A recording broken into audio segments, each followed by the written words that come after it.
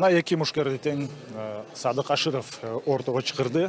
Кайрадан эле стандарттык демек эрежени түшүндүрүү жөрүлгөсү ишке ашып атат. Ал эми буга чейинки раундда албетте Fighter Cage клубунун мушкери утуп кетти эле. Азыр болсо мына Атыбек Кеңешбек уулу менен Ошондобектен Жекшенбек уулу жаш курагында айырма бар, андыктан Атыбек Кеңешбек уулунун тажрыйбасы көбүрөөк деп эсептейбизби?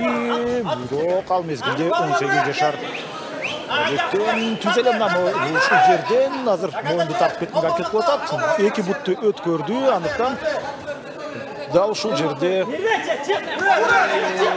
туй коргонуу эле болуп калбаса, кана соккулар андан ары уланып атат.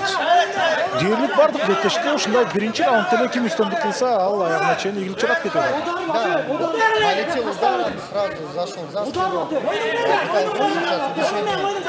Провести движение со спины, но видим, защищается, пытается, нужно было заблокировать ноги. Тогда шансов у Жекшенбека и Улубектена не было. Да, вот, теперь выходит на решение, пытается сейчас руку хорошенько просунуть Кеңешбеку Атабек. Ну, тут тоже дело времени. Терпит пока что боец из синего угла Жекшенбек Улубектен. Так, сложно приходит. Все, замок закрылся по сути.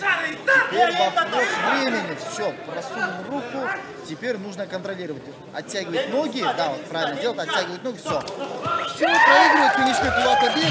Поздравляем Жекшенбека Улубектена. Все сделал образцово, все правильно, по книжке, по классике. Что могу сказать? В принципе, все прекрасно видно и понятно. В этом бою совмещенно побеждает боец из синего угла Бектен Жекшенбек. Бектен чындыгында биринчи чабуулду аягына чыгарды. Позициясын акырындап жакшыртып келди дагы. Эң аягында ошентип